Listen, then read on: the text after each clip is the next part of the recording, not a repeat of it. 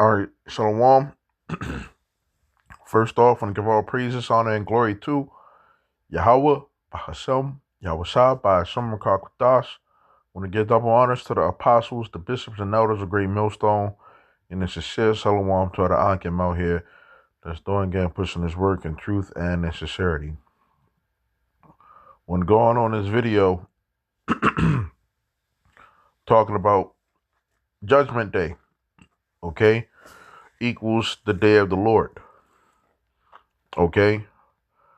And when we go into the Bible, okay, and we look at the times that we are in and headed towards, okay, the current climate of the world. You know, the Judgment Day is right around the corner. And when we uh I was thinking about titling it, uh the day of the Lord, you know, will end up being a high holy day, added to the calendar, okay, which it will be, okay. um it will be a high holy day, okay, and it'll be something that is regularly recognized, okay, every year, just like certain high holy days that in the scriptures, okay. um and it says because I asked ChatGPT, what does the Bible say about the high holy day, the day of the Lord being added to the high holy day, high days, right? I should say holy days.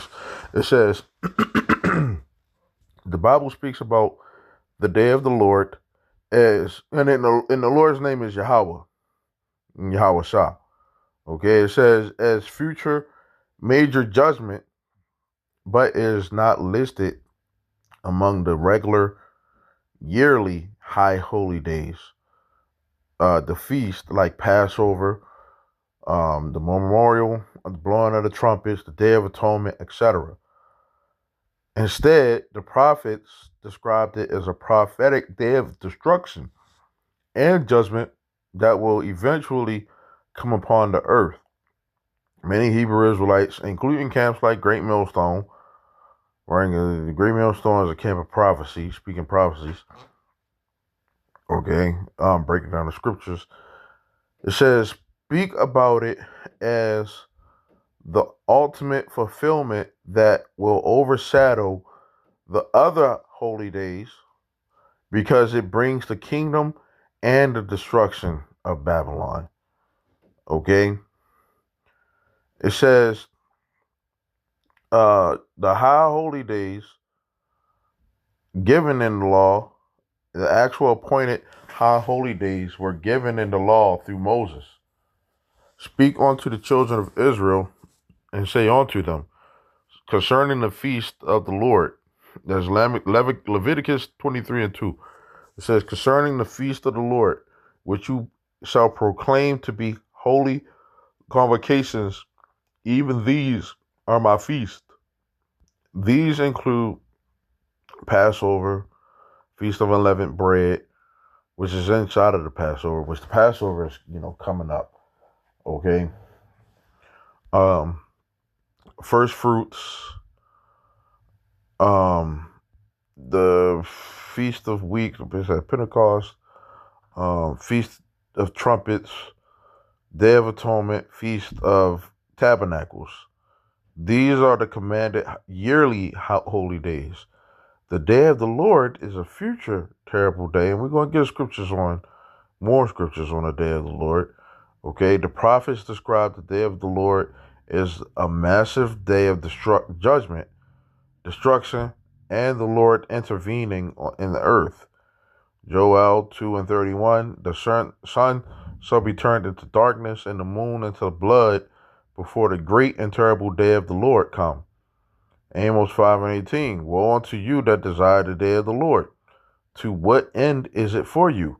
The day of the Lord is darkness and not light. This day is portrayed as global destruction, war, and judgment, the Lord punishing the wicked. The day of the Lord connected to fire and destruction. Okay, the New Testament continues describing it the same way. 2 Peter 3 and 10. But the day of the Lord will come as a thief in the night. It says, in the which the heavens shall pass away with a great noise, and the elements shall melt with fervent heat. Many Hebrew Israelites interpret this fervent heat as nuclear destruction during the fall of Babylon, which is America. The day of the Lord brings deliverance to the elect, or for the elect. It says, while it is destruction for the wicked, it is deliverance for the elect. Malachi 4 and 1 through 2, it says, for behold, the day comes that shall burn as an oven, but unto you that fear my name shall the Son of Righteousness arise with healing in his wings. Okay, and the elect will get saved and delivered. Okay, they get the new bodies and everything. Okay, so the same day is judgment for the wicked, salvation for the elect. Okay, why some say it will be the greatest holy day, while the day of the Lord is not one of the Mosaic feast days. It becomes the most prophetic day because it leads to Babylon, the destruction of Babylon, the return of Yahweh, the deliverance of Israel, the beginning of the kingdom. So this day is going to be amazing. you know, uh, and it ain't gonna be no days like it. Afterwards. I mean, you got when Esau, you know, the Edomites would get burnt up in the kingdom. Gathered together. Okay, that may be a high holy day. Okay, but when we talk about the salvation of the elect from out of this place, the destruction of this place, Yahweh Shai returning, in the beginning of something, far greater than what we can imagine right now, you know, like the significance of that. Okay, it's that stands out way more than any other holy day in the scriptures. And there, like Passover is a you know uh, a major one. Okay, Zephaniah 1 and 14 says, the great day of the Lord is near. It is near and hasteth greatly. Okay, and that's what's going on right now. We look at the way things are in the world. How you know messed up everything is, or if you want to call it messed up. Because it's like a beautiful mess. When you really go into it. Because Yahweh Bashem Yahushua is in control. And we see these prophecies popping off. So it's like, it's nearer than what we believed. Okay, and it's coming really, really fast. Okay, um,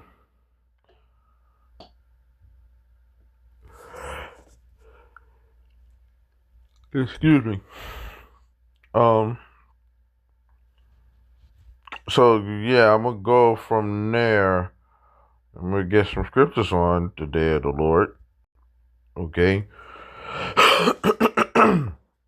Isaiah 2 and 12. For the day of the Lord of hosts shall be upon everyone that is proud and lofty, and upon everyone that is lifted up, and he shall be brought low. Okay, Isaiah 13 and 6. Howl ye, for the day of the Lord is at hand. It shall come as a destruction from the Almighty. This is judgment day. Okay, Isaiah 13 and 9, it says, behold, the day of the Lord comes, cruel, both with wrath and fierce anger, to lay the land desolate, and he shall destroy the sinners thereof out of it. Okay? So anybody that's not right with the Lord, you gonna get pelted with those missiles, or well, yeah, that's the missiles is what's really gonna happen. You got the chariots, you know, but a lot of these people going, they're gonna feel that pain, man. You know, uh,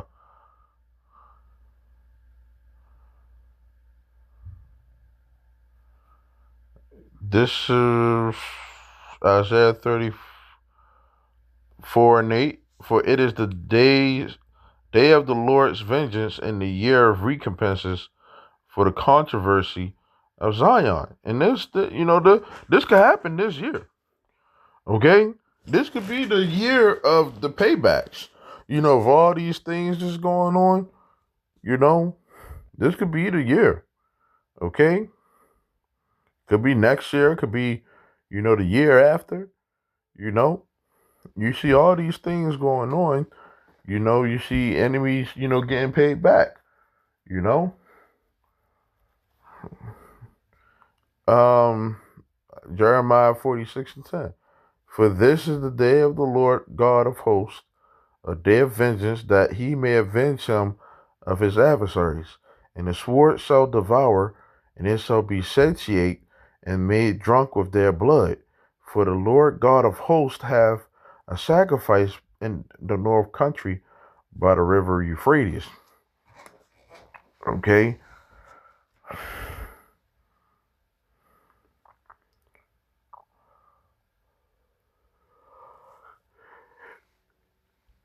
Ezekiel 30:3.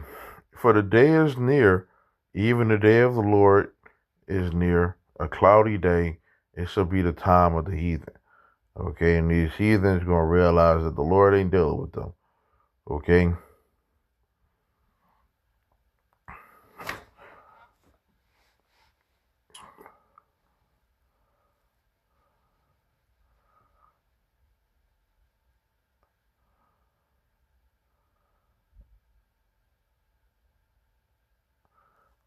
Amos 5:20, it says, "Shall not the day of the Lord be darkness and not light, even very dark and no brightness in it?"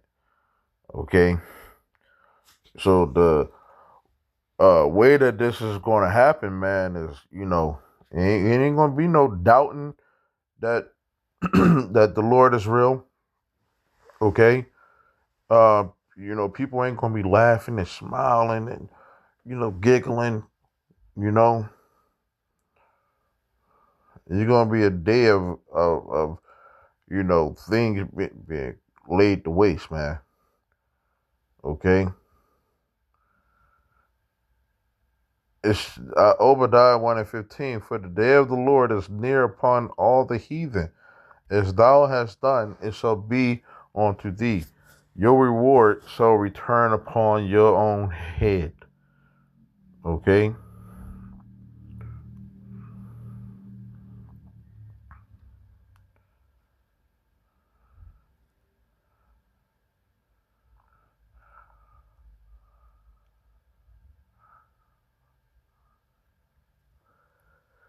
Zephaniah 1:14. The great day of the Lord is near, it is near, and hasteth greatly.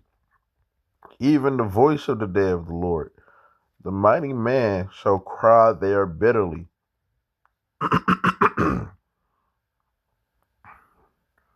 Okay?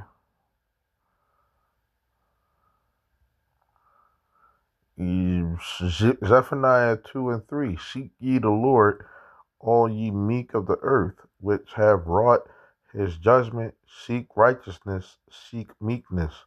It may be you shall be hid in the day of the Lord's anger.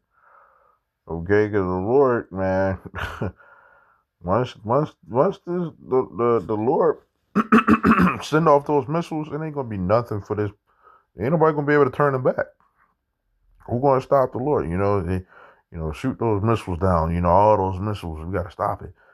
No, once they are shot on that day, it ain't gonna be no stopping it. Okay.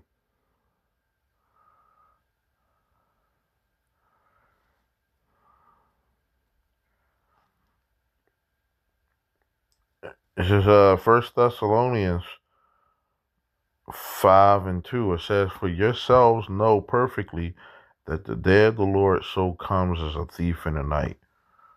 Okay. 2 Peter 3:10. "But the day of the Lord will come as a thief in the night, in the which the heavens shall pass away with a great noise, and the elements shall melt with fervent heat. The earth also and the works that are therein shall be burnt up." Okay. So once this goes down, right, people ain't going to be, the world ain't going to know. It's going to catch a lot of people off guard. Okay. If they knew the day that the Lord was going to come back, a lot of people would, they'd try to get right. You know, some people would try to wait until the very last minute if they could. But hey, during this time, man, it's going to be to the point where you know, um, when people come, they're going to realize, man, you messed up. Okay, when those missiles are shot, you're going to realize, man, that you know you was wasting your time. You know, on this earth for what? For that day to happen. Okay, for you to be destroyed. Well, that's just how the prophecies go. Okay, that's what the Lord wanted to be. Lord willing, we have the elect to be able to escape from those things. For the destruction. Okay, so with that, Lord willing, this is edifying. I want to say shalom until next time.